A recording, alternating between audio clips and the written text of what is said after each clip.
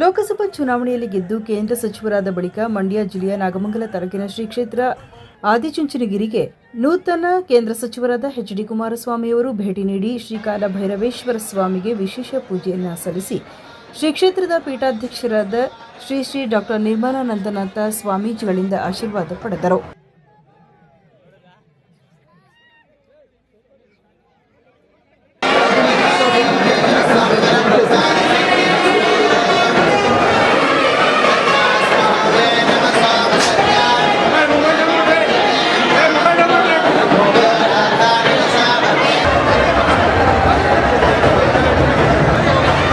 ನಂತರ ಸುದ್ದಿಗಾರರೊಂದಿಗೆ ಕೇಂದ್ರ ಸಚಿವ ಎಚ್.ಡಿ. ಕುಮಾರಸ್ವಾಮಿ ಮಾತನಾಡಿ, ನರೇಂದ್ರ ಮೋದಿಯವರ ಸಂಪುಟ ದರ್ಜೆಯಲ್ಲಿ 2 ಪ್ರಮುಖವಾದ ಕಠಿಣ ಖಾತೆಗಳನ್ನು ನಿರ್ವಹಿಸುತ್ತಿದ್ದೇನೆ ಹಾಗೂ ಈ ದಿನ ನನ್ನ ಆರಾಧ್ಯ ದೈವ ಕಾಲಭೈರವನ ದರ್ಶನ ಮಾಡಿ ಶ್ರೀಗಳ ಆಶೀರ್ವಾದವನ್ನು ಪಡೆದಿದ್ದೇನೆ.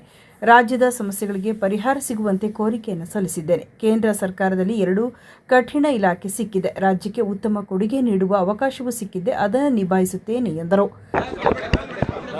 ಸ್ವಾಮೀಜಿಯವರಿಗೆ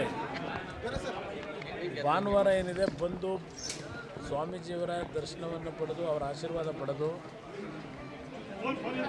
ನಮ್ಮ ಕುಲದೇವರು ಕಾಲಭೈರವೇಶ್ವರನಿಗೆ ಮುಂದಿನ ದಿನಗಳಲ್ಲಿ ರಾಜ್ಯದ ಸಮಸ್ಯೆಗಳಿಗೆ ಪರಿಹಾರ ತರ್ತಕ್ಕಂಥದ್ದಕ್ಕೆ ಮತ್ತು ದೇಶದಲ್ಲಿ ನಮ್ಮ ರಾಜ್ಯವನ್ನು ನಾನೇನು ಪ್ರತಿನಿಧಿಸ್ತಾ ಇದ್ದೇನೆ, ನಮ್ಮ ರಾಜ್ಯಕ್ಕೆ ಗೌರವ ತಂದುಕೊಡ್ತಕ್ಕಂಥ ನಿಟ್ಟಿನಲ್ಲಿ ಮತ್ತು ನಮ್ಮ ಸಮಾಜದ ಗೌರವವನ್ನು ಉಳಿಸ್ತಕ್ಕಂಥ ನಿಟ್ಟಿನಲ್ಲಿ ಕೆಲಸವನ್ನು ಮಾಡಲಿಕ್ಕೆ ಕಾಲಭೈರವೇಶ್ವರನ ಒಂದು ಸಂಪೂರ್ಣವಾದಂಥ ಅನುಗ್ರಹವನ್ನು ಬೇಡಿದ್ದೇನೆ.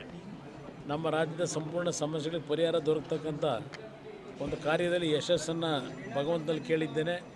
ಅದೇ ರೀತಿಯಲ್ಲಿ 2 ಇಲಾಖೆಗಳು ಅತ್ಯಂತ ಕಠಿಣವಾದಂಥ ಇಲಾಖೆಗಳು, ಭಾಳ ಸೂಕ್ಷ್ಮವಾದ ಇಲಾಖೆಗಳು ಇದ್ದಾವೆ. ಈ ಇಲಾಖೆಯಿಂದ ದೊಡ್ಡ ಮಟ್ಟದಲ್ಲಿ ನಾಡಿಗೆ ದೇಶಕ್ಕೆ ಕೊಡುಗೆ ಕೊಡ್ತಕ್ಕಂಥದ್ದಕ್ಕೂ ಅವಕಾಶಗಳಿದೆ. ಆ ನಿಟ್ಟಿನಲ್ಲಿ ಯಶಸ್ವಿಯಾಗಿ ಕೆಲಸವನ್ನು ನಿರ್ವಹಿಸಲಿಕ್ಕೆ ಕಾಲಭೈರವೇಶ್ವರನ ಅನುಗ್ರಹ, ಗುರುಗಳ ಆಶೀರ್ವಾದ ಏನು ಬೇಕಿದೆ ಅದನ್ನು ಪಡೆಯಲಿಕ್ಕೆ ಬಂದಿದೆ.